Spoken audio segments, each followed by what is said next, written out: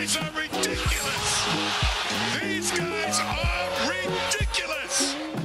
Now, how about them damn Celtics? And we are back with another episode of How About Them Celtics. Sam and I are here recording on Monday, August 28th. And per usual, it's the middle of August, or actually technically the end of August. August went by pretty quick in hindsight. At the time, it felt like it was dragging on, but August is almost over.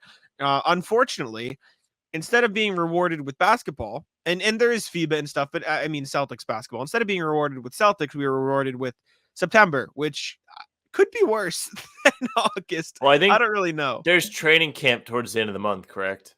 I think so. So we'll start to get more quotes. We're going to start to hear more reports. This is like the last September push. 30th. September 30th. So no, not really.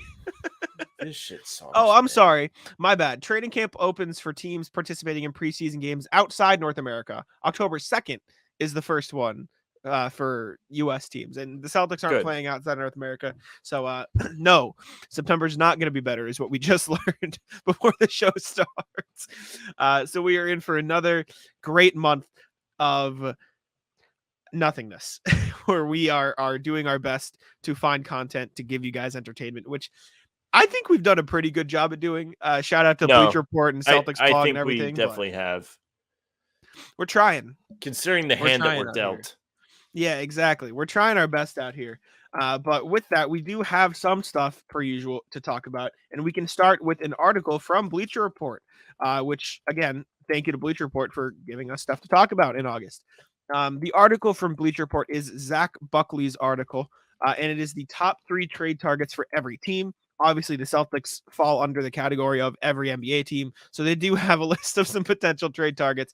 The first one being Dorian Finney-Smith, who is a name that we've talked about as a potential trade target for the Celtics. The only issue now being how would they get to the salary to trade for Dorian Finney-Smith, which is something we can also discuss. But before we get to that part, we can talk about the on-court fit. And yeah, I mean, that's probably as good as you're going to get for a role player on the Celtics right now. How much money does he make? $13 million. So you'd probably have to give up what? Let me take a look. I'll take a look in trade machine while you talk about if the Celtics wanted to pay $13 million for a guy that can shoot threes and play defense, then they could have paid Grant. Yes. They certainly could have. If you were to trade for him, it would probably financially cost Al Horford. Maybe, I mean, Pritchard would probably be in there. Who else could you throw instead of Horford to eat up a lot of that money, though? The Celtics, even if the Celtics traded Peyton Pritchard, Luke Cornett, O'Shea Brissett, Delano Banton, and Sam Hauser, they still wouldn't be able to match the salary of Dorian That's the problem. So I think the only plausible scenario where a trade for Dorian Finney-Smith would make sense is if Malcolm Brogdon comes to Celtics and saying, yeah, it's just not working. I don't really want to be here anymore because you tried to trade me. And then you have to trade Malcolm Brogdon. And then you could do like a Dorian Finney-Smith plus Royce O'Neal and get extra forward depth, but then that would really leave you thin at the guard. So that doesn't even make sense. But like, I understand why Zach Buckley put Dorian Finney-Smith in here, and he said it this way: if Boston could squeeze a 3-and-D wing into the budget, that would give this team someone who can spell the Jays, a slot along them in the smaller, switchier lineups. Finney-Smith fits that mold. The issue being they have no feasible way of actually adding him via trade unless they are significantly changing the outlook of their core 8 people. But outside of the fact that it's not realistic in terms of a trade, Dorian Finney-Smith is cool, right? It's tough to think of trade candidates outside of the $6 million, $7 million range at this point for Boston. It's true. The flexibility is just not there roster wise. There are too many players that could be in there. Like, there's just no mid-level salary guys on this team that you're really willing to get off of. Like, Horford is just not one. He's an important figure. He's a leader. He's more valuable to Boston than the salary he would send out to trade, like to other teams. Yes. And I think that's a big part of the problem there. Like a team like the Nets, even if you're the Nets and the Celtics are willing to do Horford and Pritchard for Dorian Finney-Smith, why would the Nets want Al Horford? Like maybe he's a nice veteran leader for them, but at that point, just keep Dorian Finney-Smith and on his 3-year contract, trade him down the line as a salary filler. Peyton Pritchard maybe, but it just doesn't really make sense for everybody involved. Now, if you offer them Rob, maybe, but then even then, like Nick Claxton is filling the same role that Rob does for the Nets. So how much do you need Robert Williams versus Nick Claxton? It's just tough. Dorian Finney-Smith, like, don't get me wrong, this isn't a shot at like Zach Buckley saying it's a bad fit. It's a great fit. If the Celtics could get Dorian Finney-Smith, that'd be a great addition. There's just no real way to do it. Yeah, that's the problem with August is, I mean, last time we saw the Harden trade, which was Al Horford goes back to Philadelphia, which nobody there would want. No. But some of these other options aren't terrible, right? Like, I would say Dorian Finney-Smith of the three, who we have not revealed them all yet, is the best fit. It makes the most sense. And if he was to wind up on the Celtics, they would get the best use from him. Just because he is the quintessential role player in today's NBA, 3-and-D, perfect fit on any competing team. But these other two guys are kind of interesting too. One of them, you have been like, this guy's good. Like you're on the Tyus Jones train. I really like Tyus Jones. Again, the only issue is he makes $14 million. So how are the Celtics realistically going to acquire him? That being said, what is the obsession with that range for Zach Buckley? I don't know. I don't know if it was like a we'll trade X, Y, and Z and switch up the core significantly. The Tyus Jones thing, if it was as simple as, oh yeah, Malcolm Brogdon for Tyus Jones, I'd make that switch yesterday. Not because I don't think Malcolm Brogdon is a good fit, even though I have complained in the past. Like Malcolm Brogdon is a better shooter than Tyus Jones, which is probably the best reason. And that's not to say Tyus Jones is a bad shooter. I'm pretty sure he shot like 38% from deep last season. I'm just going to double check so I don't sound like an idiot. 37% from three last year, which is fine. But I think Tyus Jones is a better pure playmaker, especially when he gets those extra minutes. The issue is Tyus Jones wants to be a starter somewhere, and I do think he's good enough to be a starter in the NBA. I mean, he started for those Grizzlies teams when Ja was out, and they were still pretty damn good when he was in the starting lineup. So there's something there. The issues are he makes $14 million, so you'd have to trade Brogdon or one of the bigs and Pritchard for him. And he's entering the last year of his contract, so the Celtics would also have to worry about extending him. Again, if it is the Wizards want Malcolm Brogdon, you get back Tyus Jones. Like, if the Wizards were interested in this for whatever reason, which they probably shouldn't be, Tyus Jones and DeLon Wright for Malcolm Brogdon, I think would be a fine trade. Not because I think Malcolm Brogdon is the best player of those three. However, you'd have some extra depth in case Pritchard gets upset. You'd have another guard to go to. You'd bolster your lineup. I think Tyus Jones would be fine.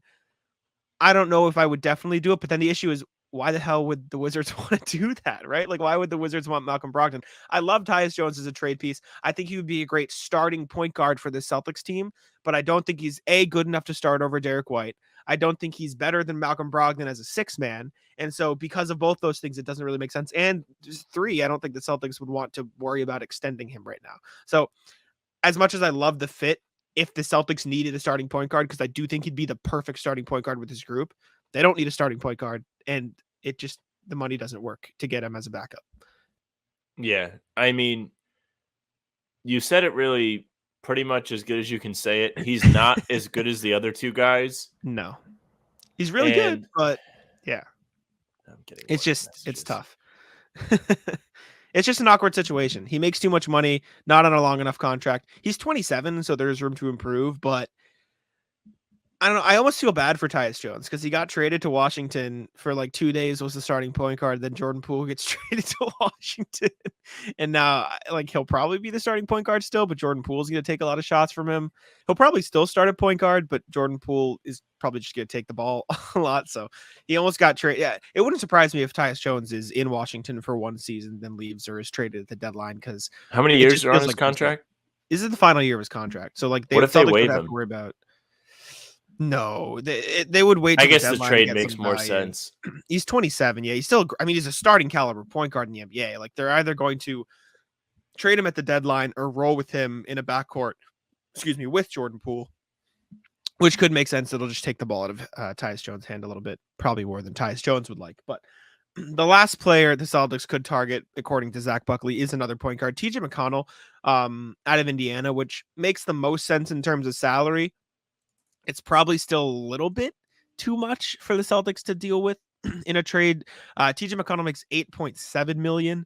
So in order for the Celtics to acquire him, they would have to either trade one of their bigs, which is Horford or Rob, who make 10 to 11 million, or they'd have to trade Pritchard, plus like Brissett plus Cornette, and if they trade Pritchard plus 2 minimum contracts, then they will have enough to trade for TJ McConnell. And at that point, I say just keep Peyton Pritchard. Like it doesn't make that much Exactly. extra sense. Yeah. So again, I don't really Trades aren't even fun.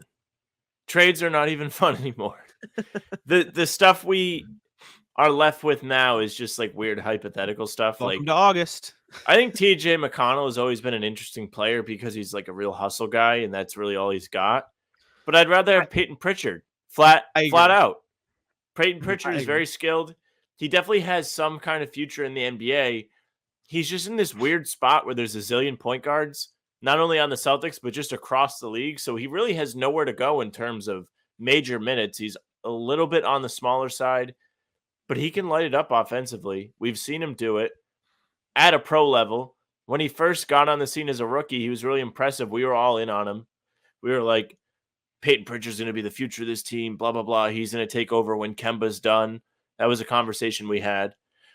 And he definitely has a real spot in this season's rotation, at least you hope.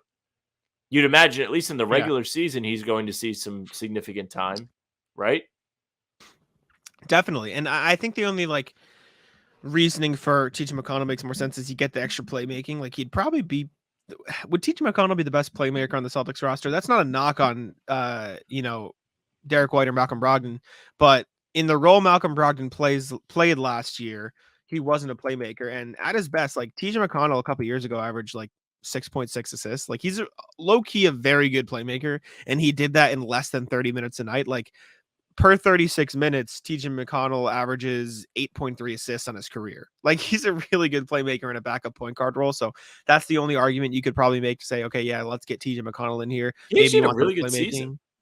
Last year, yeah. No, TJ he had McConnell's really good player. splits. 54.3, 44.1 for a guy that typically doesn't shoot well from three. He didn't. Well, he took less than a 3 a game, but he did shoot them well when he did take them. So there is that. It's just the only argument I could see for TJ McConnell is, okay, maybe you'd rather the playmaking over the shooting of Peyton Pritchard because you have so much shooting elsewhere on the roster. But again, if you're having to include I know Luke Cornette doesn't seem like the most valuable asset in the world, but when he's your 4th string big man with 3 injury-prone guys ahead of him, or 2 injury-prone guys and a 37-year-old, you probably don't want to give him up. And then also trading a guy you just signed, an O'Shea Brissett or Delano Banton or whoever, it gets to be a lot for a guy who's probably not going to play in the playoffs, right? So correct.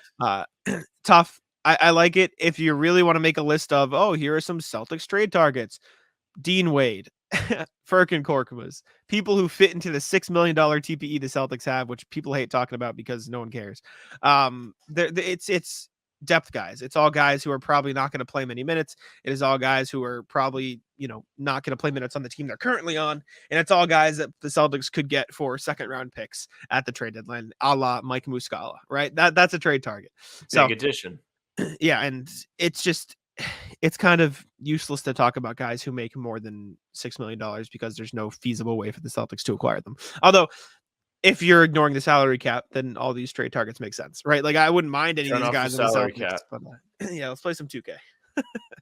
Anyways, all right. Speaking of trades, we have another trade to talk about.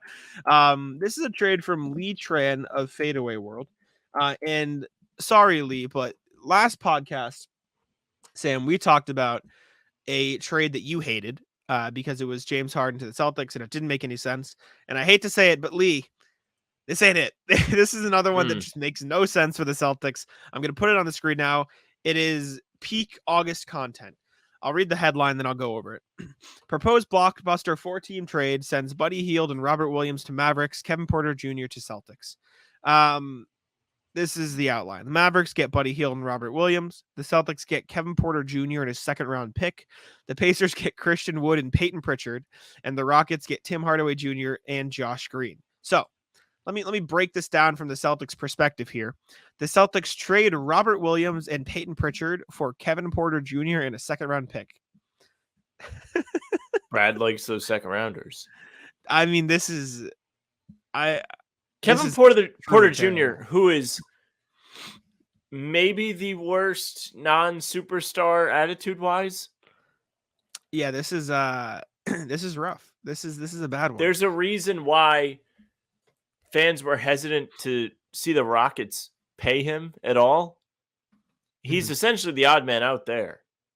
You have Jalen Green now, Fred VanVleet's in. There's no spot for Kevin Porter Jr., which is why he's in this trade.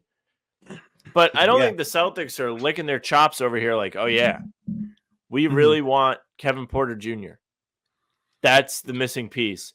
And you know what we're going to do to get him is give up Robert Williams, who is on maybe one of the best contracts in the NBA. Not to mention Pritchard. On an all-defensive team 2 years or last year, whatever, 2022. Let me ask you this, too. Would you rather have Kevin Porter Jr. at $16 million or Pritchard at $5 million? Pritchard. They're going to play the same role. That's what I'm saying. And this isn't to knock Kevin Porter Jr. completely. Like, he's a fine player, right? Like, I'm not going to sit here and say Kevin Porter Jr. is bad. He averaged 19 points last season, 5 rebounds and 6 assists on 44% shooting and 36% from deep. Like, he had a really good season last year. But he's going to be the third best guard in the Celtics rotation. Like, there's no reason for the Celtics to make this trade. Like, especially when it's going to cost them a starting caliber center and their backup point guard as well. This is basically trying to upgrade Peyton Pritchard to Kevin Porter Jr. to pay him an excess amount of money for the role he's going to be playing, while also giving up your starting center in the process. Right. And let's also talk about the fact that this is, from the Mavericks perspective, Tim Hardaway Jr., Josh Green, and sign and trading a player nobody wants for Buddy Hield and Robert Williams. What? In what world? I mean, I'm sure I would be guilty of making some trade like this if I was to try and make up mock trades. But you know what I don't do is try and make up mock trades. I just don't like it. I don't like the conversation's fun sometimes, but writing about it is just like, well, you have nothing else. So something like this is just a head scratcher. What are you going to do? I mean, this is awful. It's absolutely a Dallas slanted trade. Sure. Mm-hmm. Kevin Porter Jr. The best part is the Celtics. Nobody wants Christian Wood. The Pacers could get him for free without giving up Buddy Hield. The best part is I saw this trade. I'm like, okay, this has to be a Dallas trader, right? Lee Tran, who I don't want to bring hate to Lee Tran. Like I said, this is bring the hate. Everyone's got to write everyone's gonna write content. This is not meant to be picking on Lee Tran. I just don't think, I just personally disagree with this trade. He went to college in Indiana, so I don't know if this is like for the Pacers, or I think he just writes about the NBA in general. But like for the Pacers, this is Buddy Hield for Christian Wood and Peyton Pritchard. I don't think that makes too much sense. I don't really understand why they would do that. For the Mavericks, obviously, and then even for the Rockets, right? Like giving up Kevin Porter Jr. and getting back Josh Green maybe is good for you because you get more of a role player, but like, why would you want Tim Hardaway Jr., right? I don't know. I'm curious to see why. I want to see his explanation for the Celtics. Even though Kevin Porter Jr. isn't necessarily a top-tier point guard, he's still a starting-level player who has talent and playmaking ability. This past season, KPJ averaged, and then the average, as I mentioned. Perhaps he could become the starting point guard the team needs. Though the Boston Celtics would have to give up Rob and Pritchard, it isn't necessarily a huge loss. They already have Porzingis and Horford, so Williams is less impactful. The loss of him is. This deal means the Celtics would be taking on the risk of Porter's for low cost. Wrong. I disagree with completely wrong. Losing Robert Williams is not a risk-free thing. Robert Williams is I don't know what the word is. He's not the Horford successor, but he's going to outlast Horford in terms of being a starting caliber big guy. He's the team's long-term starting center. He is Correct. Their starter. There you go. I even think he should start this year. There's an argument that he could start this year. And I know you disagree with that, but like, it's not crazy. Yeah. No, it's not. It's not crazy at all. It makes sense that he will be with the team for years to come. You know why? Because they have him on a really good contract. Kevin Porter Jr. is the Celtics starter? What? Derek White is on the team. Derek White was awesome in the playoffs. He'd be the third best guard on the Celtics if they made this trade. Correct. Why on earth would they do this? This is like take away your credentials to log into the website bad. Yeah, no. This wasn't intended to like make fun of the author. I just thought I disagree. I'll put it this way. I just vehemently disagreed with the trade proposal. So it was a topic of conversation for us to discuss. Starting level point guard the team needs right now. His own team brought in somebody to replace him. Somebody that's not even good. They overpaid Fred VanVleet to replace him. Yeah, They sorry, Lee. drafted I a don't point know, guard. yeah, I don't know about this one, Lee. I don't know. I don't think this is the trade for the Celtics. Maybe the Mavericks can scam something, but I don't think I am the biggest fan of that trade proposal. But anyways, I thought you'd enjoy getting angry. You let your anger out a little bit. You should have just stacked the show with stuff that would piss me off today because it would have been prime content. Oh man. All right. Next thing we have is something you brought to the table today. The Celtics are ranked 8th in future draft assets. You want to run us through this first and then we can talk about it? Absolutely. Let me hit the open a new tab so I don't lose the show sheets. Yes. There we go. Okay, so Bleacher Report's Eric Pincus yesterday published an article ranking every NBA team by their future draft assets. Now, the Celtics would have been at the top of this list 6-7 years ago when they had all those Brooklyn picks. But as I scroll the list, Sam's trying his best. and it reluctantly loads, They're the ranked Celtics 8th are right now. 8th on the list. Yes. I knew they were 8th, but I wanted to say I know. who they were in the company of. The likes of the Orlando Magic, Mm. the New Orleans Pelicans, Brooklyn Nets, all close by. Pacers Eric right behind Pincus them. writes, Grizzlies as well. Yeah. Boston is an oddity as a contender that also has a rich list of draft assets. Would you consider the Celtics a draft asset rich team right now? At least just thinking about it. I think yes, and because of the argument that I hope he's going to say, I haven't read this yet, but in terms of there aren't a lot of teams that can trade all their picks right now. Like look at the Suns last year. Okay. They were able to make the Durant trade because they had control of all of their picks. And Beal. And Beal too, yeah. But like, look at some of the contenders. The Bucks don't have their picks because they traded them in the Drew Holiday deal. The Sixers don't have their picks right now because they traded them in fuck off who knows what. The Cavs don't have their picks because they traded them all for Mitchell. The Knicks are draft rich, obviously, because they've hoarded them, and they've kind of weird. They've gotten all right. Yeah, Utah has a ton, but like I'm talking about the contenders, right? Like Denver doesn't have control of a ton of their first round picks because they've made moves around the edges to obviously win a fucking championship. Sorry, I swore. Sorry, commenter. Who else? I'm trying to think at the top of the West right now. Like the Lakers don't have control over their draft assets because They they've sure traded them for don't. Davis and other things. The Warriors don't have a ton of their picks. The Celtics have one of them, and then future past that, like they don't have all of their picks. The Suns obviously have 0 draft capital right now. The Grizzlies have some, and I know they're on this list near the Celtics too. So it's like they're not rich in draft assets in the sense that, oh, they could have a top pick to trade, but they're rich in the sense that they could trade their entire draft capital future for a star, which I know people aren't too keen on because we've seen how it can work out. But if a star were to become available, the Celtics would probably have one of the better packages in terms of here's all of our picks because not a lot of teams It's can do true. that. I think there's truth to that, but I think the more important part of this comes from the financial aspect of draft picks. It's something we've talked about quite a bit this summer with this new CBA coming in and just being like, nobody's allowed to spend money anymore. You better watch yourselves. You already saw Denver go out this year ahead of the draft while they were still playing basketball in the playoffs and make a trade to get draft picks so they could bring in cheap options to help fill out their roster. The Celtics are going to have that luxury in the years to come. They have the first round pick in every year up until 2030, except for 2028, which is a swap with the Spurs. So they'll have somebody's pick.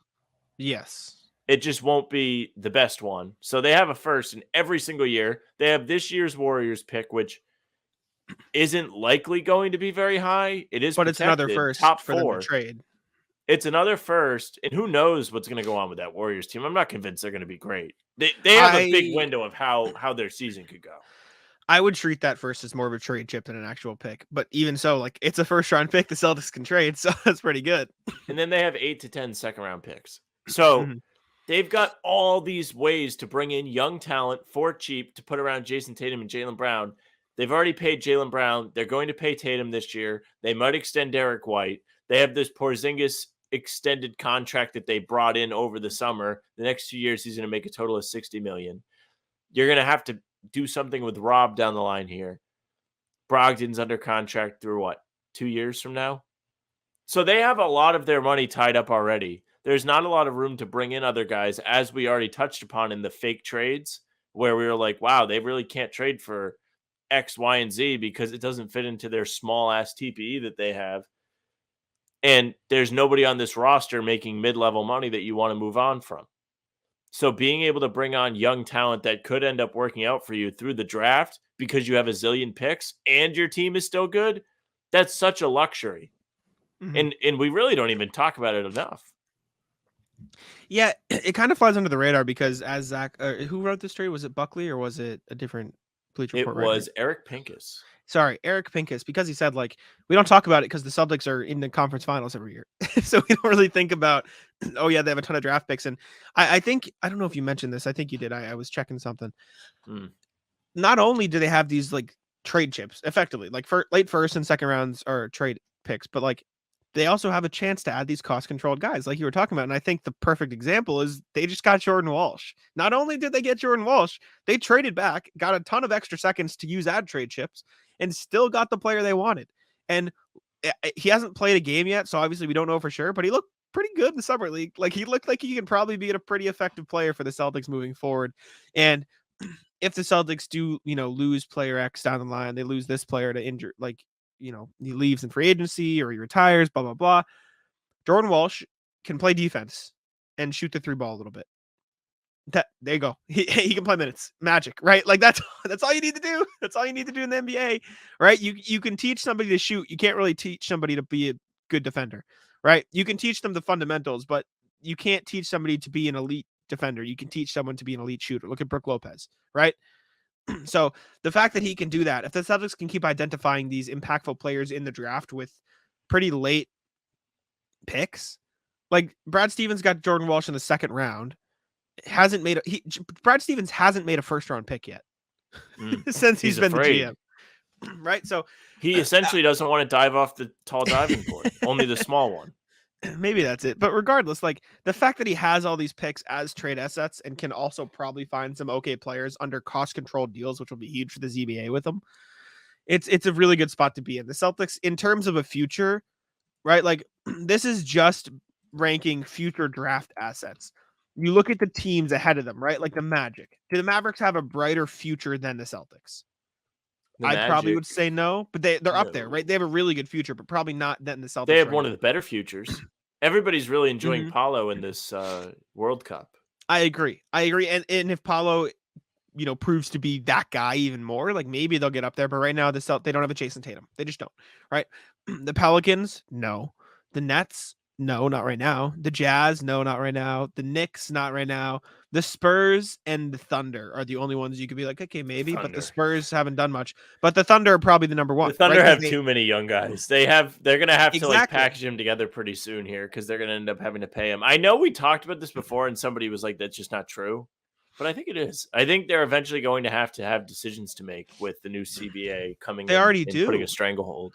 They have too many players. I was listening to the NBA for an office show talk about this, Keith Smith and Trevor Lane, and effectively what they said, or what Trevor was trying to make the point of, like, the Thunder have all these second round picks, they have all these firsts, and it's good. Like, they have these trade chips, but at what point are teams like, okay, well, yeah, you have all these picks and you can't make them, so give me an extra one, give me more. And at the same time, like, if the Thunder are like, we'll give you 5 firsts, they're like, we don't want, or 5 seconds, they're like, we don't want 5 seconds. We don't want to have to make 5 second round picks. Like, and so they're devaluing their own stockpile. And on top of that, like we're seeing this summer, they're probably going to have to release some like okay lower rotation plays, like Aaron Wiggins, Jeremiah Robinson, or like some of these guys could hit the open market just because the Thunder don't have a roster spot. So there is definitely a balance. I would still say the Thunder have probably the best future in the NBA right now. I mean, Shea's an all NBA first teamer already. Josh Giddey looks great. Jalen Williams just got 2nd in Rookie of the Year, 3rd in Rookie of the Year. I think he was 3rd.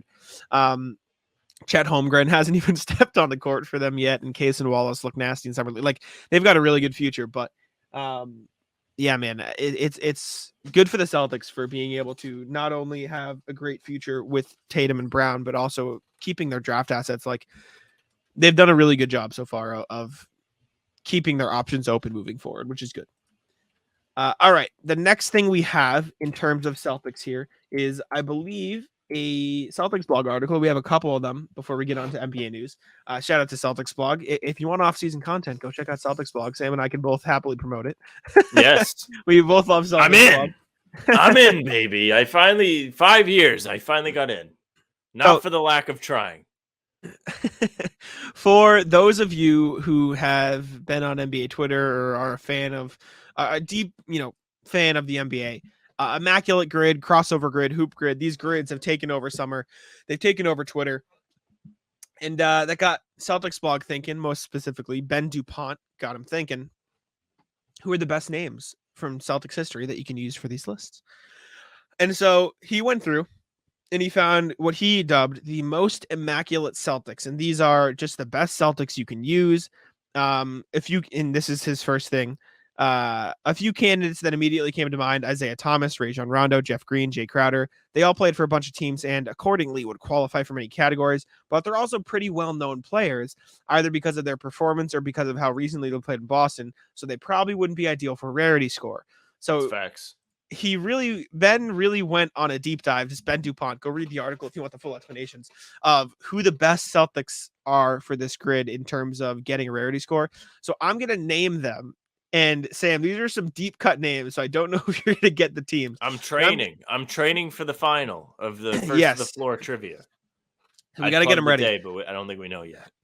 I'll be there. But Sam will be there. I'll be there watching. So Sam, I'm going to tell you these players, and you're going to have to tell me what teams they played for. The first one, Mickey Moore. Have you heard of Mikey Moore? Is that his name? Mikey Moore. He was on the 2009 team. Yes. See, look at Sam. Let's see. I don't necessarily know the other teams that he played for. How many teams did he play for? Can you give me a number? No, I don't know. I think he played for the Knicks. He did not. Okay, good start. Sacramento. Yes, Sacramento. Clippers. Yes, Clippers. Wow. Minnesota. Not Minnesota. I don't know the rest. So he did play for Boston. He played for 9 NBA teams, Mikey Moore. Good for him. Played 27 games in Boston, 2 separate stints. He played for Boston, Sacramento, LA, Clippers, like Sam said, Detroit, Atlanta, New Jersey Nets, Utah, Seattle, and Golden State. So plenty of teams for Mickey Moore. He played Mikey Moore. He spells it Mickey. He just objectively spells it wrong. I'm sorry, you spelled your name wrong. What are you going to say to Christian Brown? He also spelled his name wrong. That's just it. He played from 98 to 2012. Really long career. Most of his games with Detroit. Sorry if you're hearing my dogs in the background bark. I can't control that. NBA champion? NBA champion Mikey Moore? No, not an NBA champion. Shit. No accolades here. Sorry. But yeah. Did he win? No, he played for Nebraska. He didn't win a college championship. Fun trivia, Sam. What current Celtics player played for Nebraska? Can Sam guess it? Does Sam know? Delano Banton. Yeah, there we go. That was our trivia. I think that was part of our. Was it? It was an option.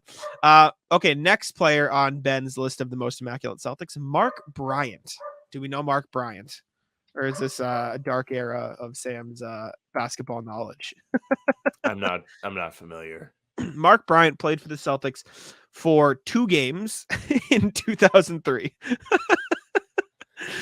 So we don't know Mark Bryant, so I'll go through here.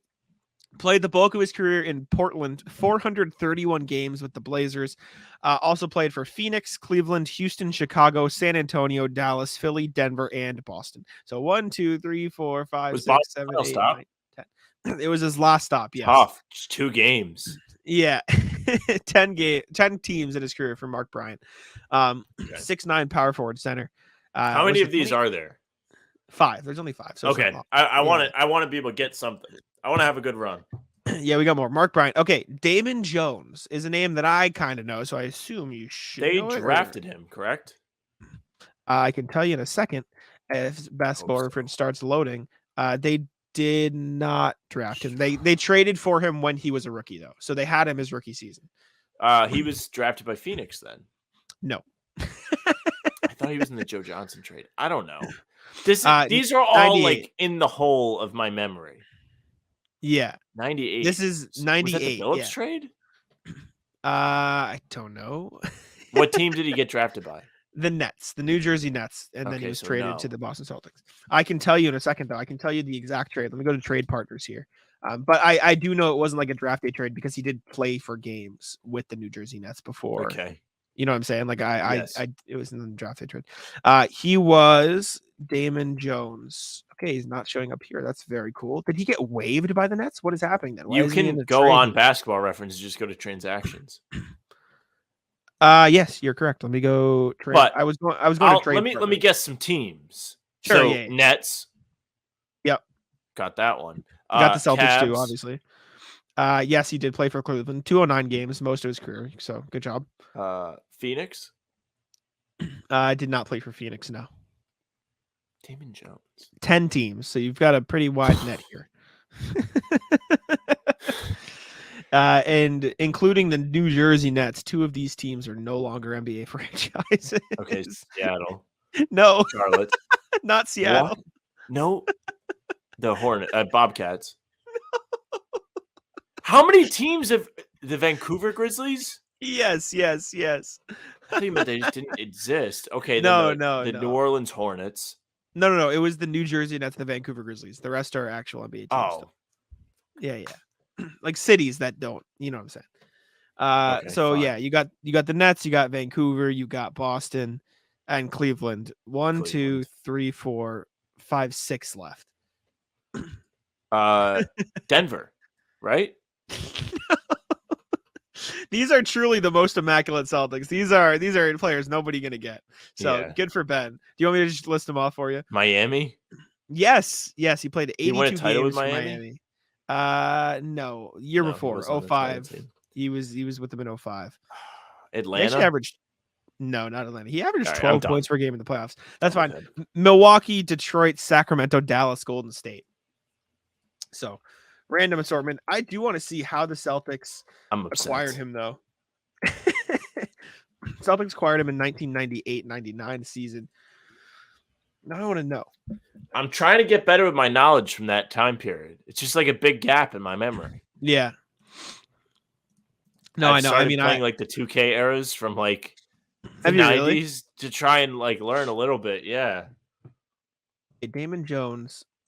Can't find him here. Was it do I have to go to the 99? Was it like the year after? What's happening? Right, we're approaching Sam Goes to find Damon it. Jones Fine, I'll do it signed. I found myself. it. Signed Damon Jones to the first of 2 10-day contracts. So it sounds like the Nets drafted him or picked him up. Yeah, he might have gone undrafted, and then the Nets like picked him up and let him go, and then something weird happened. But the Celtics had him on 2 10 days, and that was about it. All right, next one. You ready for the next immaculate Celtic, Sam? Yes. Mike James. Mike James. I don't believe this is the Mike James who played for the Nets like 2 years ago. Okay. This is a different Mike James. Did he play for Phoenix Suns? No. Or is that the other Mike James? That's the other Mike James. This Mike James was drafted or started his career in 2001 and stopped playing in 2014. Did he play for... I had another team. This is so bad. I mean, it's meant to be tough, so that's the point. Did he play for the Nets? 2, 3, 4. No, he did not. 1, 2, 3, 4, 5, 6, 7, 8, 9, 10, 11 teams Mike James played for. So again, wide net here, but the point is it's supposed to be hard. You bet I'm going to miss all of them. Yeah, let's see. Sacramento? Did he play for Sacramento? No. Houston. No, he did not. Yes, he did play for Houston. All right. I had a team, and I can't, for the life of me, tell you why they slipped my mind. Cleveland. That was the team. No. No. You want me to list them off? Or Do we have one done? more? Yeah, there's one more after this guy. He played 55 games for the Celtics. He actually played 55 games, 30 minutes a night. So Mike James played a lot of minutes for the Celtics when he did play for the Celtics in 2003, 2004. He averaged 10 points, but he also played Miami, Minnesota, Toronto, Houston, Washington, Boston, Milwaukee, Dallas, New Orleans Hornets, Detroit, and Chicago. So there we go for Mike James. The last most immaculate Celtic, Tony Massenberg. Do we know the name? Do we know Tony Massenberg, or is this an L? White flag. Never even heard of him. Tony Massenberg started his career in 1990. He played for 1, 2, 3, 4, 5, 6, 7, 8, 9, 10, 11, 12 different NBA franchises. The Vancouver/Memphis Grizzlies. He played for both. Spurs, Clippers, Nets, Kings, Jazz, Sixers, Raptors, Rockets, Celtics, Warriors, Charlotte Hornets. There we go. Good job, Ben. You stumped Sam, and if you can stump Sam, that's a pretty good list. So that's a W there. Can you name? Me personally, can I name? Probably not. How many Marcus Thornton teams can you name? That's mine. That's one of the guys I always plug in there. Do you have it up? I have it up. I know he played for the Celtics, obviously. He played for the Celtics. He played for the Kings, right? Played for the Kings. Did he play for the Suns? He played for the Suns. Okay, this is where things get tricky. Yeah, this is where things get tricky because this is where I don't know anymore. Did he play for the Nets or was that Crawford? He did play for the Nets. Okay, he played for the Nets. Got 4. I off the top of my head knew one more. I did not know 2. Okay. I know the Hawks is wrong, but I keep wanting to say the Hawks. Not right. Yeah. Didn't play for the Lakers or Did he play for the Clippers? He did not. No. Oh, West or East? Give me a conference. I got nothing. There's 2 West teams, 1 East. Okay. I'm going through. These aren't my guesses. This is me processing. I don't think he played for the Nuggets, and I'm going to look like an idiot if he did. I don't think he played for the I'm just running down. I don't think he played for the Rockets. I don't think he played for the Spurs. I don't think he played. I don't know. He probably played for one of the 3 teams I already mentioned. He played for Houston. He played for not Charlotte, New Orleans, and he played for Washington, which was the other team I knew. I wouldn't have known Washington. I feel like I should have known the Hornets, but I wouldn't have guessed the Rockets either. I would have no way of knowing that. All right, I got 4, right? I got 4? That is my go-to immaculate Celtics guy. That's fine with me. I got 4. All right, last Celtics thing we're going to be talking about today. Another Celtics blog article, this time from Jeff Pratt. And we're going to be looking at more current stuff. So if you're a fan of the current Celtics, don't worry about it. One thing that every core Celtics member can improve upon this season, which I think is a good topic of conversation. Okay, great. So you're going to guess, and then I think we should discuss like if we think that's correct or what else we think should be it. So we'll start with Jason Tatum is obviously the first one. I can see it on my screen. Sam, what should Jason Tatum improve upon this season? Here's what I think the answer is going to be is like vision distributing the ball. Okay. What I would like to see personally is him being more dominant inside. Okay. Jeff went with 3-point shooting, and I haven't read That's a good one too. I haven't read the description, but what I can imagine is go back to being the dominant pull-up threat that he was. Yes, because through the first, I did a deep dive on this, I think at the start of the playoffs, like through the first X amount of years of his career, Jason Tatum was like one of the best pull-up 3-point shooters in the league, and that's why you see him take so many. But for whatever reason, he just sucked last year, and it was frustrating because he took so many. But that's not because like, oh, he's bad at them. That's just because he had the worst year of his career, like weirdly significantly the worst year of his career pull-up threes. So seeing him become a more efficient 3-point shooter again, I think is top of the top. I do think vision is huge, and I do think him getting to the inside a little more would help. But I really think if he can become the 38% 3-point shooter that he has been throughout his career again, I mean, that would take him back up to the top. It might sound silly. I think him getting to the rim is going to make him a better 3-point shooter for a few reasons. 1, he's more of a threat on the drive. 2, not that he's not already. 2, if he's getting to the rim dominantly, he'll get to the line more, get more free throws, more looks, getting in rhythm that way.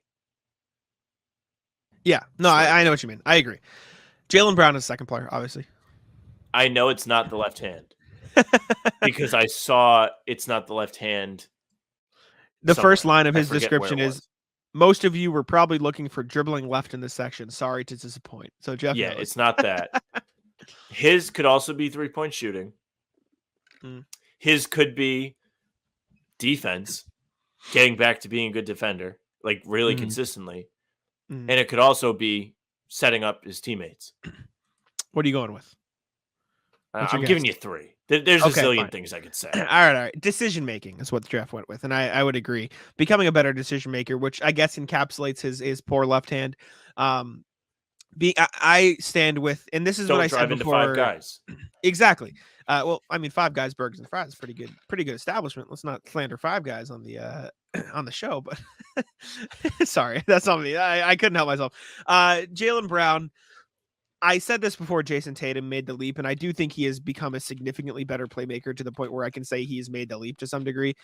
Jaylen Brown just needs to be a better playmaker. That's for me is it. If he can learn to pass the ball better and learn how to decide when to pull up from the mid range, whether to take a pull up three, whether to drive, whether to pass, the decision making, as Jeff put, is truly, I think, the best thing that he can look for improvement on heading into next year. Is that what you would go with as well? Would you go with his decision making? I think that's a good encapsulation. Something along it. Of kind of all of it. Yeah, something along those lines. I know what you're saying. Okay. Next? The next player is Derek White. Derek White. Improve upon? Maybe they want him to be better at playmaking as he's going to be taking on the starting point guard role. That'll be my lone guess. Jeff went with being more assertive. So it's less a skill. That's a good one. Just be more aggressive. And I agree. Because if Derek White plays like Atlanta first round, Derek White the whole season, he's an all-star. You know what I'm saying? Even game 7, Derek White, he had a stretch there where he was like kind of keeping them within that game. He was their best player. He was their best player in game 7. If you go to YouTube and you look up, for whatever reason, Psychopath, look up the highlights of that game, the NBA's edition, he's on the graphic. He's nasty. Derek White. Game 7 is on he's next to Jimmy Butler on the graphic. Mm-hmm. I mean, I've said it multiple times. I think Derek White should average 15, 5, and 5 this season. Should probably be their 4th leading scorer. He's nasty. He's just got to be more aggressive. I truly believe that. Robert Williams. Ooh. He said more assertive for Derek White, but same thing. Okay. Robert Williams. Everyone's going to say jump shooting because they saw the videos. Yeah. I don't know if I'm overthinking this, but I almost feel like he's not going to say jump shooting. I think it's going to be being more assertive down low. Like, I would like to see Rob actually be better underneath and actually want to dunk the ball again. Jeff literally wrote parentheses also being more assertive. So yes, exactly. You caught it on the nose. He's the same thing. I think that's spot on for Derek White and Robert Williams. I think, and you could even throw the jumper in there. Just take more shots, Rob. Like, as much as you want to see Tatum and Brown shoot the ball, like, too often does Robert Williams kick out for a 3 or pass up layups. Take the shot, Rob. And you saw him do that more in the playoffs. I'll give him his credit, but Rob needs to shoot the ball more. Take a few more shots down low. Be more assertive. I agree. Malcolm Brogdon. What do we got? And this is the last one, by the way. He didn't do Horford. He stopped here, but playmaking is what he wanted with Malcolm Brogdon. I would go with the turnovers to the play or the finishing maybe as well, but I think this is less Brogdon needs to improve upon it, at least from my perspective, and more the Celtics need to let him do it more, if that makes sense. So, I mean, because he was a great playmaker in Indiana. We'll see how the roll goes. Yes. We don't have to talk about it a lot, but I think it'll be interesting. Like, I'm just curious to know what you think for the rest of the roster. Okay. Al Horford. I would like Horford to get back to being better out of the post. That's my take. I think he wasn't good out of the post last year in the few post-ups he got. That doesn't mean I say, hey, run post-ups for Horford every possession. Okay. No, that's not what I'm saying. I know what you mean. I'm saying when he's actually getting the ball, I want the jump hook off the glass to go down. It really didn't last year. I don't have a stat to tell you that, but my eyes and my memory tell you, hey, bounced off the rim a bunch of times. I wonder if that's something he can get better at. Not that I don't think he's good, but just I feel like maybe he's just old, and that's something that more maybe reps. He's getting phased out. Maybe get him in the lab. If I had to choose anything, and again, this might fall into the category of probably not possible. Quicker on the perimeter again. If he could get back to being the switchable defender he was 2 years ago, Horford, you know what I'm saying? Just take youth juice. That's what I'm saying. Who else? Sam Hauser. Minutes, just play more. Get nasty at things that aren't 3-point shooting. Become more versatile, but actually don't, because that's what makes you great. Keep improving defensively. If I had to choose for him, Peyton Pritchard, maybe also defensively or playmaking. Honestly, if Peyton Pritchard can be an even better playmaker, he'd probably earn a lot more minutes. He'd play more. I think defense is the more important one, probably, but those are two. That way he's not getting taken advantage of, picked on, switched on, all of this on defense, and he can just be out there to shoot threes, just like Hauser. I agree. Luke Cornett, shoot the ball? Maybe if he could shoot some threes. Become nasty on perimeter, defensively. I'd like to see Luke shoot a little bit Do you like more. that English? become nasty on perimeter. Yeah, I good job. think he would benefit from having quicker feet. Yeah, I think Al Horford would benefit from being 25. I don't think those things are going to happen. Make him do the little ladders, the Yeah, little step ladder things. All right, I think that's all the Celtics who were on the team last year that will also be on this year. So let's move on to the NBA section of the program, and we'll start with the FIBA World Cup because we have neglected it, and the comments have gotten mad at us for neglecting it. And I'm going to preface this with, we're not experts. I haven't watched as much. I've been relaxing. These games are on in the doing my other morning. work. Jack doesn't wake up. I'm not awake, but we do have recap a little bit. Somebody in the comments yelled at us and said, or not yelled at us, but I think they were joking, like, talk about Gershon. He had 18 points. France sucks, buddy. I don't even think they were being mean. I just thought it was a suggestion. I saw the comment. Jack's defenses are up against the well, commenters. the comments have been mean to us lately. No, I don't think it was. I don't think it was intended to be. Well, maybe not to telling us to stop swearing. They're yelling at us for certain things. Whatever. The point is, cool for Gershon. He's cooked. got one more game. That's it. Yeah, France is cooked. They're done. France lost to Canada, and then they lost to a Kristaps Porzingis Latvian team where Darius Bertans, not Davis, is who hurt himself. Starting. Davis Bertans hurt himself, or the other one? The other one. Oh, I had no idea. But yeah, that's tough for France. Good for Gershon, I guess, but they're done. They're cooked. See you later. Yeah. USA is 2-0. And I put on here because Sam tweeted about it. Walker Kessler got owned by Thanasis on post. Thanasis dunked on. Not only dunked on Walker Kessler, but like also beat him out of the post pretty bad, and then finished it by dunking on him. So I vote that they should just send Walker Kessler home. Who says no? I'm sure the Jazz are fine with it. No risk of him getting hurt. Fans of the USA team like myself that just watch every single game, every single play, of course, are like on the same page. Like you can't let that happen. Thanasis. You can't be letting him do anything. I'm not convinced that I couldn't stop Thanasis. Yeah, that is a tough look. That is the worst look. Like who USA, who looks worse, France or Walker Kessler, and why? France. I don't know. If you want the funny answer, then it's Kessler. But if you want the it might be Walker Kessler. It's not Walker Kessler. You getting dunked on by Antetokounmpo, not named Giannis, is pretty difficult to cope with. When you're supposed to be a rookie that's ascending as a rim protector, the Gobert replacement, really? Thanasis? Not only just getting dunked on, like it wasn't a freak like cut dunk. It was I beat you with a fake in the post. You looked silly at first, and then I finished it by just owning you at the rim. It's tough. Tough for Kessler. Danny Ainge has to be on the phone. I mean, yeah, that's tough. Hey, can we have Gobert back? Said nobody ever. I'm going to need to Sam start holding up a fucking sign to know when I'm allowed to talk about the next thing, because I can never tell when you're done. It's the pause. It's killing me. You gotta have the effect.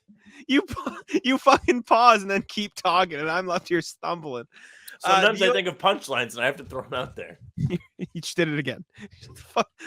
USA. I responded to what you said. You said something, and I responded to. USA is 2-0. Dominican Republic is 2-0. I'm just going over these teams that are still undefeated. There's actually a lot of them. Serbia is 2-0 without Nikola Jokic playing. Lithuania, Montenegro, both 2-0 in their groups. Germany, Slovenia, Spain, Canada, and Latvia, who obviously, like we said, upset France, also 2-0. Jokic, by the way, just getting shit-faced everywhere. He's chilling. I love it. He's going viral. Every time I go on Twitter, it's just Jokic drunk. It's awesome. He's having the time of his life, and I respect It's awesome him once. Once I like write about it for Nug Love, I don't care anymore. Do something else. Sorry, Sam, you are not the only human on the fucking planet, you piece of shit. I'm an only child. Yeah, what do you want out of me? You fuck. Other storylines from the World Cup. Japan upset Finland. They got their first win over a European team. They came back from, I usually wouldn't care. They came back down from 18 points to win by 10, which is just kind of nuts, which That's I thought Celtics was worthy of league talking tournament. about. By the way, nothing I love more than when like white guys are playing for Japan. Like who's the guy that's playing on Japan? Like he has like a Midwestern last name. Yeah, their center. I think he was born in the U.S., but he's of Japanese descent or something like that. I don't exactly know. They find any loophole they can to just play on these teams. Well, I was going to ask you, Rondé Hollis Jefferson is currently second in the tournament in points per game. Who is he playing for, Sam? I was listening. Like he was out there. I was listening to the Hoop Collective, and they asked Tim McMahon and Tim Bontemps this question, or Brian or Wendy and McMahon this question. So I figured I'd ask you. I don't know. Good luck. I have Any no guesses? idea. I want to guess like I almost want to say the Philippines, but I know it's not because I know Jordan Clarkson's the one on It that team. is an Asian country, but it is West Asia, so it's not like it's like Is he playing for like Pakistan closer. or Kazakhstan? Jordan. He's playing for Jordan. Jordan. Mm-hmm. They're not very good, but he's averaging 35 points a game. This is like what else we another got? reason it's difficult for me to get into the World Cup. I mean, they did it with baseball too. Like Klay Thompson's brother was on the British team. Yeah. I mean, he is Jordan. He is Jordanian, I think is what it is. He's just born in the US, but he's also Jordanian. Another storyline for South Sudan, Kamen Maluik. Sorry if I can't say his name. He's a 2025 draft prospect, but he just made his World Cup debut at 16 years old, which I just thought was like nuts. He's 16. He's 7'2", turns 17 next month. 2025 draft prospect, and South Sudan beat China in the World Cup. So I was like, that's probably worthy of us at least bringing up. I feel like that's actually a pretty decent win. Yeah, I mean, China's 0-2 now, so they weren't very good this year. Is Thon Maker on that team? He's not. I actually don't know if he is. I know Carlick Jones is, who is a Bulls player, and he's been like pretty nasty. He's like 6th in It is funny what NBA players can do when you give them more control. Like if they're not just stuck in a small role, like you're like, oh, that guy can do that. They're nasty. They're NBA players are the best. He can do it, but just not as good as the guys that are allowed to do it in the NBA. Which is why he just shoots threes. Exactly. Speaking of Luka, Rondae Hollis-Jefferson, Carlick Jones, Karl-Anthony Towns, and Jordan Clarkson are leading the tournament in points per game. Tremont Waters is leading in assists. That's your World Cup update from the people who don't really watch the World Cup. That's what we got for you. All right, the next thing. The next thing, then, if we're skipping the next thing, quickly, Noah Lyles, is that his name? Oh, yes. Got really mad. Forgot about this. Yeah. Noah Lyles got really mad at people. Noah Lyles is a track and field Olympic sprinter or something like that. He's an Olympian. He won, I believe he won gold. He won like double gold.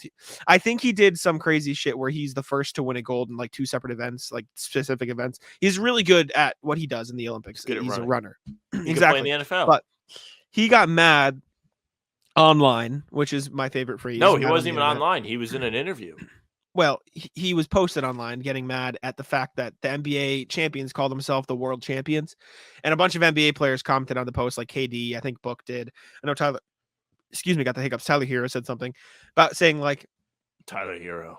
Noah Lyles was like, they can't call themselves the best in the world. Yo, that's not cool. He came in and said, you can't call yourself the best in the world when you're just competing. You see, you're catching yourself doing it now, right? Yeah, no, I didn't mean. Well, you're just so ready to get on with the thing. I'm trying to explain the context of what we're talking about for the people who are listening to the show and don't know what we're talking about. Just because you know what we're talking about doesn't mean they know what we're talking about.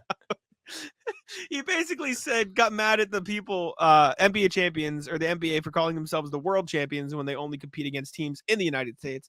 And a bunch of NBA players said, well, that's because it's the best league in the world. And obviously the argument is all these international players come to the NBA to compete in the NBA because it's the best in the world. So obviously the world champions. And his argument is, well, you're not competing against all the teams in the world, so you call yourselves the NBA champions.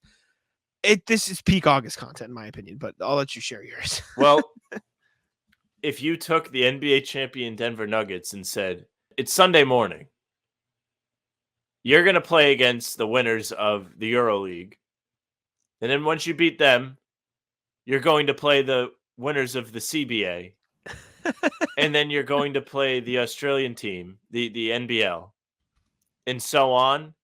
They would beat the piss out of all of them. That's how I know it. Like, it doesn't matter. Line them up. It's August. Roll out Jokic, drunk off his ass. Aaron Gordon right next to him in Serbia. All the boys, Jamal Murray rehabbing from the World Cup. They'll beat the piss out of everybody. It's not even going to be close. You see the preseason games where, like, Team X plays Real Madrid. It's not close, except that one time Phoenix lost to the Australian team. Yeah, but like if you extrapolate everything over the course of a championship or playoff run, it's not like it's not going to happen, right? Also funny, if you Google who won the CBA last year, Google thinks it's a typo and spits out the Denver Nuggets. So they're the champions of the CBA too. Yeah. Okay. Jokic got ready to learn Chinese. I thought it was going to say like who won, the players or the organizations, like the collective bargaining agreement. No. And for what it's worth, the champion of the CBA last year was led by Jakar Sampson, former NBA player. So if you'd like to pair Jokic against Jakar Sampson and ask me who would win in a battle, Yeah, sorry. I get the sentiment. Like technically, yes, they don't play against the Spanish teams, the French teams, and so on, because they don't have to. They don't have to. Like, Yeah. actually, do we actually know what the second best world in the second best competition in the world is? Is it Probably the G Euro League? It's probably the Euro League. Okay, And then I'm just G League. But genuinely curious. I don't know. I mean, I don't think there's an actual answer. I should think rank the it. biggest they should. I think the biggest difference is there is no other platform for track and field competitors to run against each other other than national meets and international meets. Meanwhile, the NBA is just the league where everybody goes, right? Like, of course, you're going to have the occasional player who never makes the jump to the NBA just because they don't want to, right? Like, you'll have international players who just play internationally. Like, Oscar Schmidt never played in the NBA. He probably could have. He's like a Brazilian legend or whatever that I was listening to the Hoop Collective talk about. And there's these other guys like who just play in the EuroLeague their whole career because that's what they want to do, right? Mhm. But right, like it's not like Luka Doncic couldn't play in the US because he was only allowed to compete in Slovenia. Correct. And if that was the case, then yeah, the NBA wouldn't be the world champions. But it's the world champions because everybody from across the world comes to this one place to compete. Meanwhile, track and field, like there's no track and field association that's just located in America that everyone from the world competes against. No, they just compete for their countries. There's no What do track and people field care about? teams. And also, Literally like, anybody care about. yeah, that's what I'm saying. And I agree with what you said. Like, this is, I understand what he's saying because it's not the world champion technically, but like, it's stupid. It's just, I think it's Just line them up like a set of bowling pins. The Nuggets will roll right through them. Agree. They should do that every year just to prove a point. Anyways, all right, let's do Reddit post of the day. You got something cooking here? Yes. Reddit post of the day. Saw this over the weekend. Thought it was pretty good conversation topic, especially for me as a hater. Comes from user Cultural Roll. In your opinion, which superstar has the worst elimination game performance since 2000? For him, he says, this crown would have to rest on the shoulders of Dirk Nowitzki.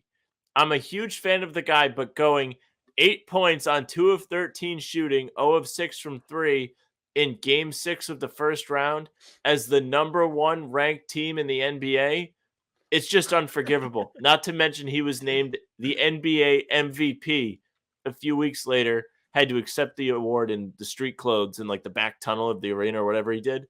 This cannot happen. He would never live it down in today's social media era. People still talk about it. I know what it is. Do you have any that jump off the top of your head to you, Jack? It's tough for me to think of them. I'm Googling. I do because without can't looking think at of the anything. comments. The first one that comes to mind without looking at the article I just pulled up, I don't know the exact stat lines, but the Suns getting run out of their own arena by the Mavericks Okay. 2 years ago was, I mean, That's a that good was one. next level. That's just a I mean, team they lost. performance. Yeah, they lost by like 50. They were like Luka Doncic had more points than the entire Suns team in the first half.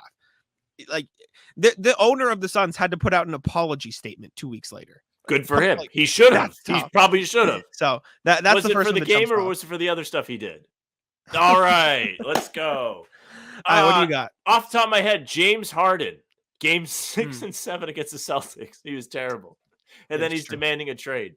Other mentions from the comments: Paul George, Game 6 of the first round against the Jazz in 2018.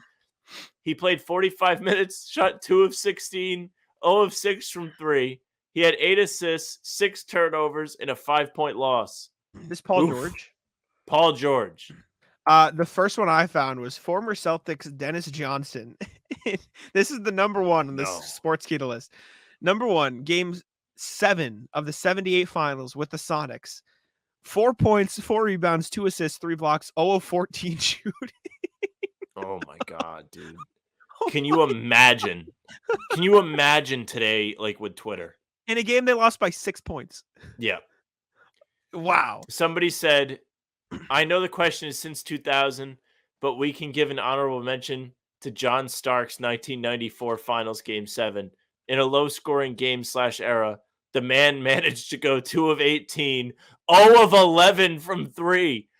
If he shot 35%, the Knicks would have won a title, he says. Can you imagine me if somebody shot 0 of 11 from 3? I would have an aneurysm. Well, Sam, number 2 on this list is Game 3 of the 2010 Finals, Ray Allen. I wasn't old enough to have an aneurysm.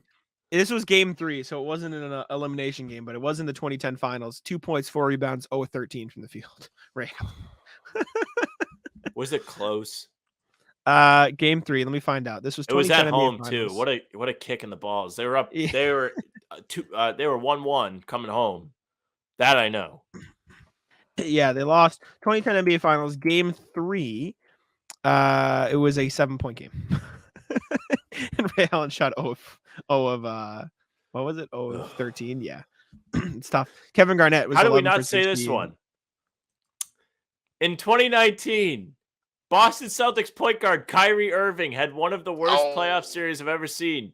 After Game 1, he went 4 of 18, minus 19 plus minus. Game 3, 8 of 22, minus 7. Then said, "You'll never see another 8 of 22 again from me." Game 4, 7 of 22, minus 6 plus minus. And then in Game 5, 6 of 21, minus 25. And then That's he crazy. left. He Yeah, that's played nuts. so bad in that playoff series that I was telling people there is no way he can leave on that note. It will affect his legacy forever. Kind of has. And he would just never live it down. Yeah, that's tough. Let me see if there's any other good ones before I have another one. I found this list. Kenyon Okay. Martin in the 2003 NBA Finals, Game 6. And this was elimination game. They lost by 11 points to the Spurs. Kenyon Martin shot 3 of 23. As a big man. was just out there firing, dude. He took 2 threes. Like our boy Kobe. 2 threes. So he shot 3 of 21 on 2-point shots against the Spurs in a game they lost by 11 points. Not a great look. The Nets as a team, I mean, shot just terribly. 34% that day. Yeah. Not a good look. Jason Kidd in Game 7s against the Pistons in the second round of the Eastern Conference playoffs. 0 points, 0 of 8, 42 minutes. Yikes. Yeah, that's tough, man. This is way more fire than I thought it was going to be. Oh, I love this was fun. This is like my heaven, just roasting.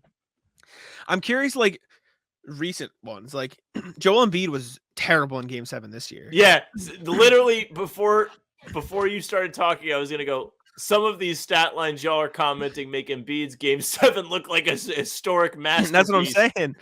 I mean, hate to say it, Jaylen Brown Game 7 against the Heat was pretty terrible. Like that was actually true. That was really bad. What did he end up shooting that game? Do you Someone remember? said Chris Paul hits a huge three to cut the lead to 42. Yep. You said it. Do you remember what Jaylen Brown had in that game? No. Jaylen Brown, he had 19 points, shot 8 of 23. Yeah, 1 of 9 from 3. Yep, that's about right. I'm curious that 2022. I want to know the stats from that Suns game first, and then we can. Somebody I just want to said know. Harden had so many bad ones, bro. What the fuck? Because like, if you go through this thread, I have not read them all out because I really don't feel like being that much of a hater today. But like, it's like Harden from this year, this game against this team. Somebody put like 5 or 6 of them in a row. Yeah, obviously I said this year. There was last year. Like, there's just so many games from Harden that are just terrible. See, the best part about the Suns game is they tried so hard to win that the minutes look like normal minutes, like a regular season minutes, like 36, 33. But like they took them out at the end of the game. They lost by 33 points. Devin Booker shot 3 of 14. Mikal Bridges 3 of 11. Chris Paul 4 of 8. DeAndre Ayton 2 of 5. Right, and in the first half alone, it was Devin Booker 0 of 7. Chris Paul 0 of 4. Mikal Bridges 2 of 8. The Mavericks had Mavericks had 27 points in the first half. Like, I don't think we talk about that. 27 points in the first half. That's not a quarter. That's a half. In the conference, in Game 7 of the semifinals of the Western Conference, Luka Doncic had 21. They let Spencer Dinwiddie score 21 first half points against them. You're cooked. Anyways, that we Pascal can Siakam in the bubble during the Celtics series. That was my wake-up call that he isn't that guy when left to his own devices as the number one option. And I still stand on that. Great Robin player, though, from the championship season. Left to his own devices. Is First comment. To be fair, Boston had a great interior defense anchored by Czech's nose Daniel Tice. Bro, that the saying left to his own devices is maybe the funniest statement I've ever heard. Like, that's just the root. That should be our next topic. We don't have to do it now. Who is the worst quote unquote left to his own devices player in NBA history? The worst? Yeah. Who is the worst, like, a second option who's great as a second option, but when you put him as the first option, it's just, I mean, people immediately listening to this be like, let's look at Jaylen Brown's Game 7 against the Heat. But, like, genuinely, who is the worst elite second option? We don't have to talk about it. This can be next week if we want, but let's you know what I'm that. saying? I like that, but I think that's a good topic. I'm not going to sit here for 5 minutes and be like, exactly. Oh yeah, exactly. We'll think about it. Russell Westbrook. Leave us yours in the comments, and we'll talk about it next week. All right, let's get to the rat list here. Sam, would you like to kick it off? I know you've had a day. I've had a day, but like none of it's rat listable. It's just like, oh, I hate myself. Not really, but it's like along that line, pretty much. It's just like overthinking things. First rat list. I'm not going to rat list the person that made this happen because their intentions were very good, but I'm going to rat list the gummy bear from game night. Now, what the fuck game is night? That? I'm going to explain, motherfucker. I'm just laughing because I see gummy bear on the rat list sheet. Yeah. And I'm like, what is happening? Okay. My friends and I had a game night on Saturday. I love game night. It's one of my favorite things. There's usually at least 6 of us, and we always have a good time. My friend Tim, who is great, had the idea to go out on his own without being asked, spending his own money, and bought little prize gifts for everybody that won a game. That's cool. Yeah. Very cool of Tim. That is why this is not rat list Tim. Tim. Tim, however, was malicious in his gift getting because he got some gifts that were negative gifts. One of the gifts he got was called the Nitro Gummy Bear. I don't know what that is. The Nitro Gummy Bear is over 4 times as hot as the one chip challenge. My God, I see it. Yeah, I've heard of this. I unwrapped the Nitro Gummy Bear. For those wondering, I'll pull it up on the YouTube. That's it. Yep, I unwrapped it, and that fucker was looking at me.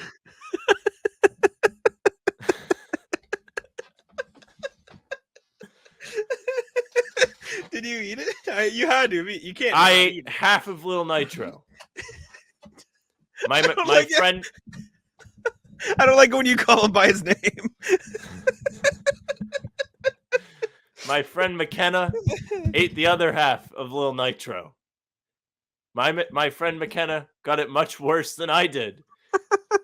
Make no mistake. What I felt from Little Nitro was not bad at first, became worse. I sweat a little bit, but it wasn't really anything worse than that. My throat, I could feel it. I eventually had some milk, and for the most part was okay. McKenna ate Little Nitro and began to have stroke-like symptoms. He said he was burning very badly on one half of his mouth. When I was suffering from the effects of the gummy bear, I said to McKenna, "Do you have milk?" And then McKenna said no, as he has the entire cereal aisle on the top of his refrigerator. But he ended up having milk after he checked. So I had a sip from the carton. He proceeded to drink half of the carton. And then proceeded to complain about his stomach because he drank too much milk. And then after we all left, he threw up and felt all of the heat from Lil Nitro again on the way up. So I guess the gummy bear should not be on my rat list, but McKenna's rat list. But I think it made for a pretty good story. Wow. So wait, let me. He got prizes. So you won the game and you unwrapped Lil Nitro. Correct. And at like when we were playing games, like this happened towards the end of the night. So he had like a bunch of stuff and he was really like he wanted to offload these gifts. He was like, yeah, like we still have a lot more, guys. Like, let's give out a prize because he wanted somebody to get he also had the one chip challenge. Yeah, that's so fucked up. Well, what would be more fucked up is if you bought Lil Nitro and then put him in a bag of Haribos and then like, here's some gummy bears. I don't think I can fully express how much I hate you calling him Lil Nitro over. It's his rap name. Him and Tyler Hero. Oh my god. I don't have anything nearly as funny as that for my rat list, but I'll try my best. I should have saved it then. I should have closed with Lil Nitro. I'll rat list my glasses. Here, I'll show you. You can see them on the camera. I need to super get glued them goggles. again. I know. I super glue them again. You can just see the line of super glue. But the past 2 weeks I've gone to basketball. Sam and I play on Sundays, just like pick up or whatever. In the past 2 weeks I've snapped them again. They've been broken for months, right? Like they just like fell off your face yesterday. No, I got hit in the face, but they did. You did? Yeah, it wasn't like I got elbowed or like significantly hit, but like someone was going up for a rebound. They like bodied into me and like I was also going up and they fell off from there. It snapped on the ground. But the week before, I was literally just cleaning them off and they just snapped in my hands. So it's not like anybody's fault. It's my own fault for not getting them fixed. But ratless my glasses for that. And I think our next ratless is also about basketball, so we can discuss this, I believe. You put this on the screen, so I'll let you. Yes, because Jack and I were talking about this before the show started because there were some individuals that some of the people we play basketball with were not happy with yesterday. Rats. We will not name drop them. But what we will do is brainstorm a list of the worst types of people to play pickup basketball. Can we describe the two players we're talking about and have the chat or comments vote who is worse? Because I can't believe you think yours is worse. Go ahead. Okay. Do you want to go first? Or you want me to say mine first? You can go ahead. Okay. So the type of player who we dealt with both these players yesterday, and I don't want this to come off as like these are bad people. They're nice. They're nice enough people. It's just the way they play pickup is frustrating. So this person that I am frustrated with, I wasn't even on my team, but I could tell his teammates were getting pissed. He basically plays like prime Rockets James Harden. Doesn't pass the ball. Fair. Minus the good assessment. Minus the assists, because James Harden averaged like 11 assists, but minus the assists. Doesn't pass the ball. Not exaggerating. We played 10-minute games. Probably took 20 shots a game. That's not an exaggeration. Genuinely, he took 20 shots a game. I was guarding him. Am I wrong? He took 20 shots a game. At least. Shot maybe 2 of 20 from 3. He didn't take layups, only threes. Maybe 2 layups a game, and he missed the layups. Like made 1 3 a game, but when he made that 1 3, turned to his teammates and said, "See, that's why you passed me the ball." Being an asshole on the court. What got mad at his teammates when they missed shots because they didn't get him the ball for a shot, even though he shot again 2 of 20. Got mad at his teammates for missing layups. Got mad at his teammates once because by like X amount of games in, because we kept the same teams, we're in like the second to last game of the night. His teammates didn't pass him the ball and they took the shot his own. Walked back down the other end of the court before the possession was over because he got mad they didn't pass him the ball because he was just being like a diva and just like walked back that like James Harden. Didn't play defense. He never got back on the other side of the court for defense. He just waited at half court. Didn't play defense. And then just got mad at his teammates for not giving him the ball ever. And like would get mad at him and say, you do this. What are you doing? How'd you miss that? Or he would like look like distraught when his teammates miss it. Just like the worst. And then also just like fouled people like on layups. Like he'd have a fast break and he'd jump over the back of a teammate. He'd be like, oh, and he also, which Sam can appreciate, tries to draw offensive fouls. He tries to draw like Trae Young fouls. He's like jumping in front of you. This person called a foul on me when I closed out on them. I They witnessed followed this. through, and like he hit my hand with his hand. It wasn't a foul. And I was like, what happened? Cause like they stopped play. I was like, what happened? He's like, you hit me. I was like, okay, I guess so. Yeah, he calls Trae Young foul. So he takes 20 shots a game, gets mad at his teammates for not giving him the ball, lost every game because he shot the ball too much, and gets mad at his teammates for missing, fouls other players, and calls terrible fouls. He's the worst type of pickup player because it is literally 1v5 and everyone else doesn't get to play or have fun. That is my bid for the worst pickup player. I mean, you gave a pretty good description. Mine's not going to be as in depth, but I was really angry. And again, it wasn't even on my team. I liked my team. My good friend Frank, who is going to be featured in a small story after we're done with this, because it's just one of the funniest things I've ever encountered.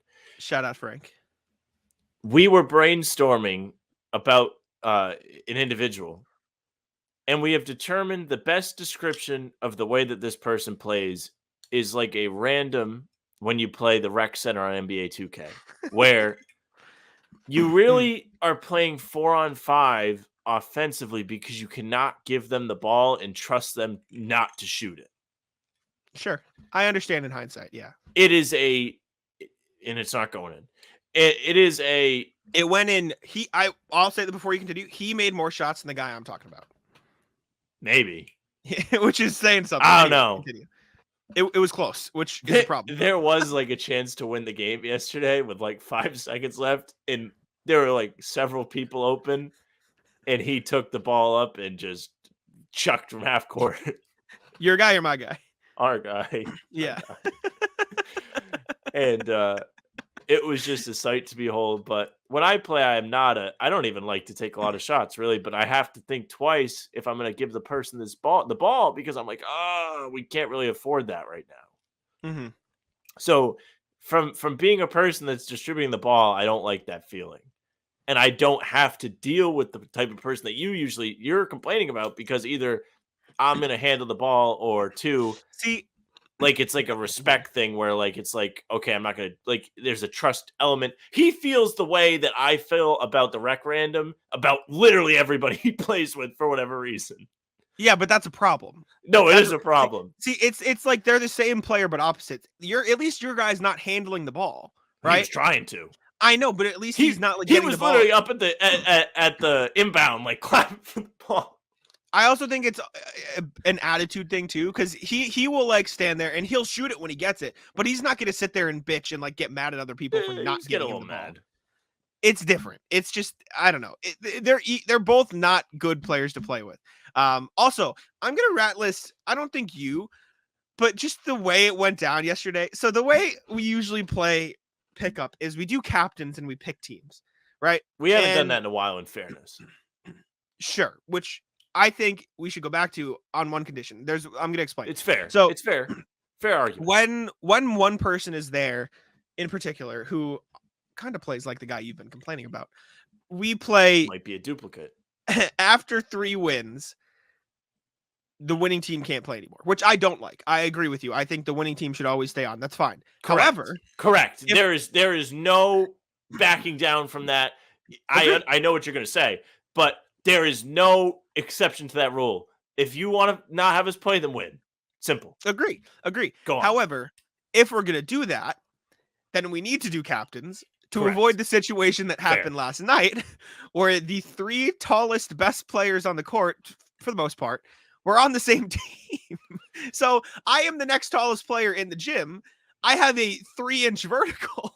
I don't have a fucking chance. We're playing against can I say names or should I avoid names? If you're gonna like just praise them, go ahead. Yeah, they're good. We're playing against this Jaron. He plays high school ball, right? He's got to be nasty. He's an adult. Oh, how old is he? I don't know. I don't know these people. 21, maybe. Whatever. He is 6'3", 6'4", crazy athletic, can make 3 points. He is the best player in the gym. He's just the best player in the gym. Then there's Sam, who is probably second or third best player in the gym, and Worth, who is the other second and third best player in the gym. And these are all 3 of the tallest players in there, 6'3" plus, who are all also probably the most athletic, at least you and Jaron, in the gym. And Worth, who is fucking Nikola Jokic. Like, let's just call him what it is. He plays Kevin like Jokic. McHale. Yeah. Yeah. With his So, footwork. and then there's my team who we have really good players on our team, but I am the tallest one by a good 6 inches. Like, we don't have a chance. I think your team. No, we had really good players. We had really good players. Your team had talent too. You just didn't have size.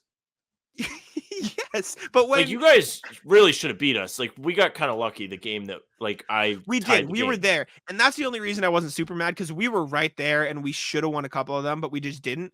But I will say, when half of your points are, let me just get a rebound over fucking cement foot Jack, I'm getting angry. I'm getting really mad down there. I'm trying.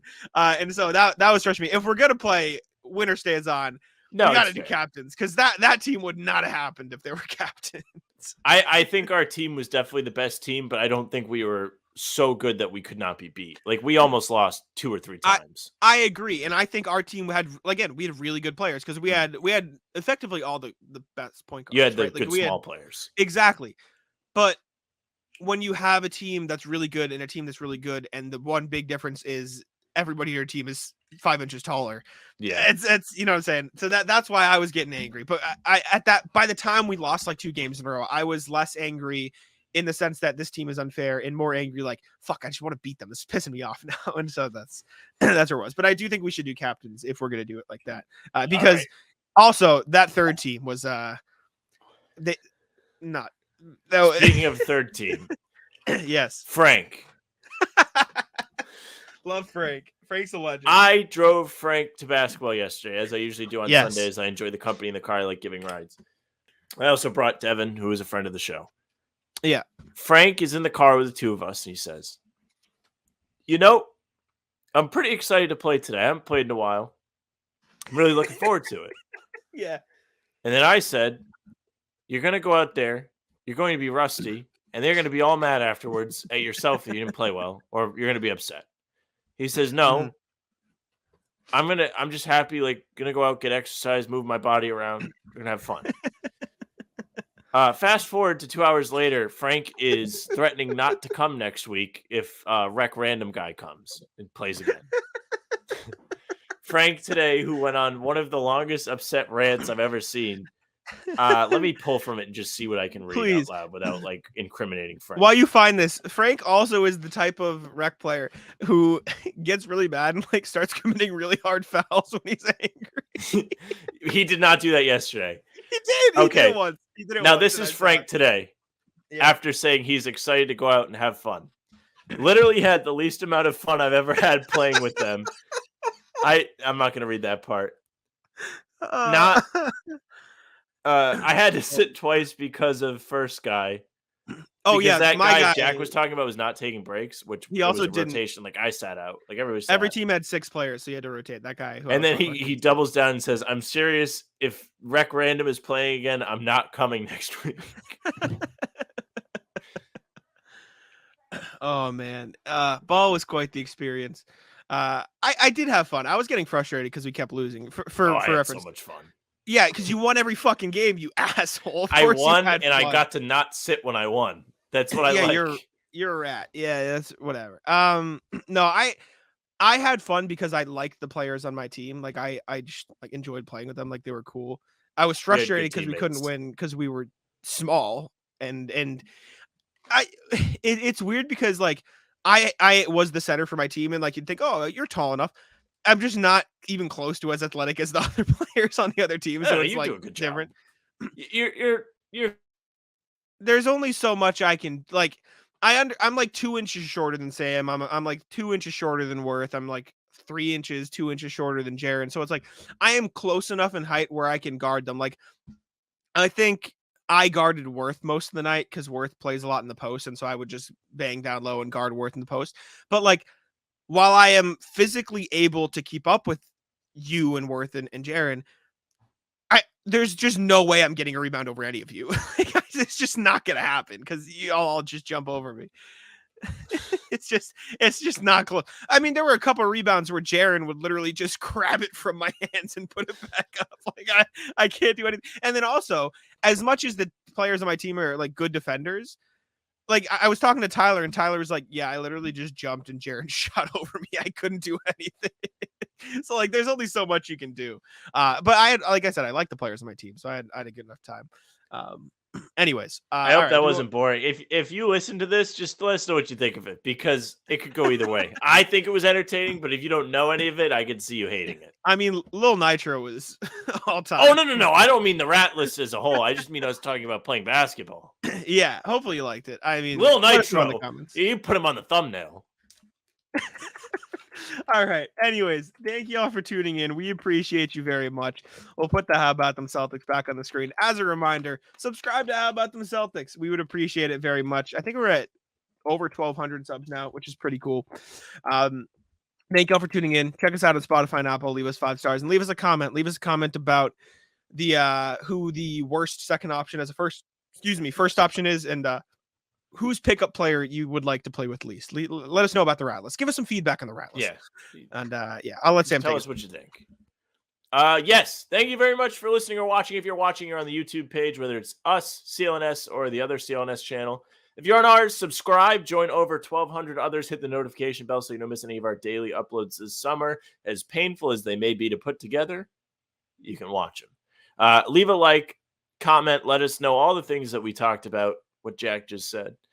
You can find us on Spotify and Apple as well. Leave a nice 5-star review there and follow us. You can find the socials. They're at How About Them C's, Twitter, Instagram, and TikTok. The Facebook is just the name of the podcast. You can find Jack on Twitter at Jack's Money Bay. You can find me at Sam LaFrance. And that's it for us. Bye. Tic-tac-toe.